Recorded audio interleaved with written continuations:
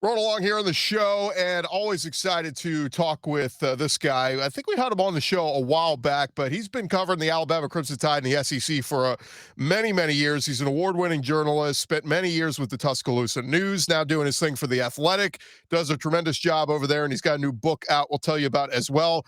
Aaron Suttles jumping in with us right now. Aaron, what's going on, man? I'm well. How are you? Doing good. Always been a fan of your stuff. Enjoyed reading your work. Of course, been doing this a long time. You got the new book out called The Program, Curated History of the Crimson Tide. I guess just talk a little bit about the idea for this book. I know, like I said, you've been covering Alabama, I think the entire Nick Saban tenure there in Tuscaloosa. What led to this book idea?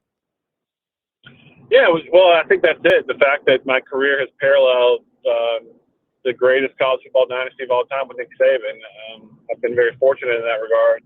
So I felt like I've had a front seat to history, and I wanted to document some of it in a way that's an easy read for fans. It's not a narrative story from beginning to end. It's a bunch of different stories within it.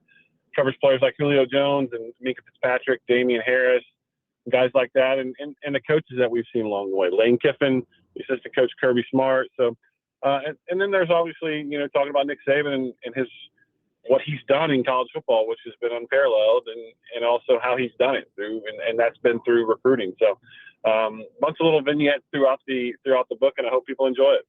What's so tough in this day and age, Aaron, of this day and age of podcasts and bloggers and some guys refer to them as blog boys, is you get a lot of fandom crossover. You get people who maybe not so much unbiased anymore, and sometimes in some realms I guess it's okay to be a fan of the team as well, but I think you've always done a good job of remaining unbiased. And interesting, the guy who did the forward for your book, Reese Davis, where he's almost a guy, when you watch him on game day and you see him on ESPN, like you would never know his connection to Alabama, which is pretty, speaks to what a great job he does, but got to be a cool honor to have Reese Davis a little bit part of this book as well. Yeah, it was a huge honor. He's a hero of mine. We're from the same part of the state of Alabama. Grew up sort of idolizing his career, never thinking I could even make it in sports journalism or even thinking I would have an opportunity. So the opportunity over the years to not only meet him, he's just such a gentleman, as you mentioned, and is sort of one of the voices of college football. And the fact that he was willing to do the forward for me is I'm internally in his debt, and just have always been a big Reese Davis. And as you mentioned, I think most people are, just because he's such a likable guy. Yeah, and then even if you get to know him a little bit more as a person and his faith and all that kind of stuff, really, you really start to admire the guy even more on the person he is. I don't want to give away anything too much from the book because we want people to go buy it and read it, but give me a story or two that you just really, when you started this, you're like, oh man, I have to include that in the book.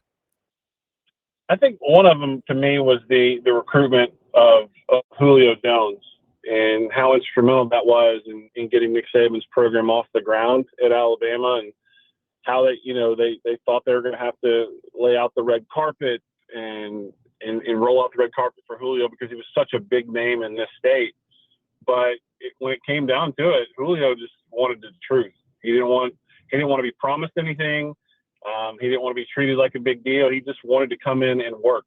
And that actually lined up perfectly with Nick Saban because he's not going to promise you anything. And so there's one story about Nick Saban being down in the Foley area of Alabama, recruiting Julio and stopping off at a Kentucky Fried Chicken and visiting Julio's mom, who worked there, who was just covered in flour, and giving Nick Saban a big hug, which transferred the flour and the grease all to his suit, to sort of ruin his suit. But Nick Saban was not going to miss an opportunity to get some FaceTime with Julio's mom. So that was one that stood out to me. No, that's a great story. And yeah, hey, look, it's the day of recruiting. Anything to get the kid by any means possible. As you've covered him throughout his career, and he gets up there in age, and obviously the conversation always comes up of how much longer does he even want to do this? How has he evolved, at least from all that kind of stuff, from the day-to-day coaching to recruiting and all that? Like, how much is on autopilot, and how much is he still very much hands-on involved day-to-day? I don't think anything's on autopilot. I think Nick Saban is one of the most hands-on leaders in the history of American business, and it's weird to talk about college athletics as a business, but we all know at this point that's what it is. I mean, he could be making 10 times the amount of money as a Fortune 500 CEO. He's that sort of leader. There's no doubt in my mind that he could captain one of these companies and take over, because he's built an organization in Alabama. It's not through luck. It's not that he's not living on reputation at this point. They're still the number one ranked recruiting class in the country for 2023. And this is a man that's going to be 71 years old at the end of the month. So he doesn't leave anything to chance. His schedule is down to the minute. He has everyone's role within the organization is defined. Their jobs are defined. And it's very quickly evident if someone is not doing that job and that person's not there within the organization very long. So Nick Saban is just a phenomenal leader, and he knows that he's only as good as the athletes that he can attract to his campus. And because of that, he makes recruiting his number one business, and business has been pretty good for Alabama. Continue our conversation with Aaron Suttles from The Athletic. His new book out called The Program, A Curated History of the Crimson Tide. I do want to get your thoughts a little bit on this current Alabama team, Aaron, as we kind of go back. We're about the midway point or getting there. When we go back to the preseason, there were a lot of question marks to me on the offensive line, the secondary, bringing Eli Ricks, some new pieces there, Bryce Young gelling with the new receivers. Of all those concerns kind of near the midway point, which do you think has kind of been solidified so far this season when we talk about some of those preseason concerns for the team? I think the wide receiver position. Alabama has just been so blessed with so much talent over the last 5-6 years at wide receiver. And I think the concerns that we had coming into this season with Jamison Williams going to the Detroit Lions and John Mechie going to the Houston Texans and who would be those receivers, I think that's lived up to us being concerned about it. I think Alabama's, from a depth perspective, much better than they were last year in terms of when John Mechie went down in the SEC championship game and then Jamison Williams went down in the national championship game. The fall-off was tremendous. Now, there's not as much tie-in. The ceiling's not as high with this year's receiving group, not even close. But in terms of depth, if they lost one or two receivers, it would not be nearly as detrimental to the team this year. So I still think wide receiver is a little bit of work in progress. They got guys that have a good game one week, and then the next week they're sort of hampered by drops. I just think this is consistency has been an issue at that position this year.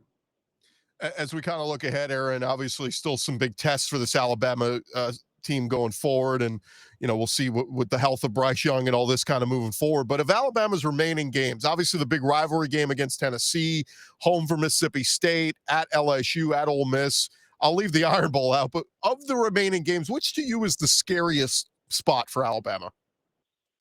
I think it's Tennessee right now, just because that game is in Neyland Stadium, and Tennessee has not beaten Alabama since 2006.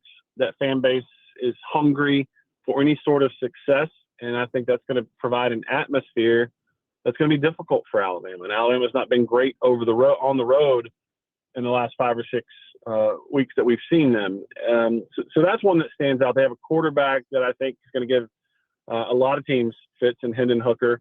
And I think just because of all of those things, the home field advantage, and they got a quarterback that can move the ball and score points, I think that's one that sets up tough. I think Ole Miss and Vaught Hemingway is going to be a difficult one for Alabama because of Lane Kiffin. And the last time Alabama played there, it was a shootout, and that was a historically good Alabama team in 2020. And Ole Miss pushed them to the brink. So those are the two that stand out to me remaining on this schedule that I think are really, really difficult. And I do want to ask you, as of this recording, Brian Harson's still employed by Auburn, but does it feel like we're kind of just delaying the inevitable when it comes to what's happening on the plains? I think without question, these two parties are headed for divorce. I think the only thing that left to be done is to work out, who gets the kids, and that's the settlement of the contract of the buyout. And I think Brian Harsin is from a position of strength in that, listen, you guys tried to get rid of me last year. You tried to concoct this reason to get rid of me to not pay out my buyout. It didn't work. So if you're going to get rid of me, you're going to pay me. I think he knows that this is not the spot for him. But at the same time, he signed a contract. He expects Auburn to live up to it. And Auburn at this point, I think they see the success of everyone else in the league, and they're being sort of left behind. And they're in a tough spot because their two biggest rivals, Alabama and Georgia, are arguably in their greatest runs in those programs' respective history. So Auburn's in a tough spot, but I think all parties involved realize that Brian Harsin is not long for the Plains of Auburn. Yeah, and hopefully they do it right. Hire the athletic director first, then let that AD hire their head coach instead of vice versa, because that could always lead to more trouble. He is Aaron Suttles of The Athletic. Always enjoy reading your stuff, man. I always enjoy the mailbag, and remind our listeners again, the new book out this week called The Program, A Curated History of the Crimson Tide. Amazon, the easiest place to find the book?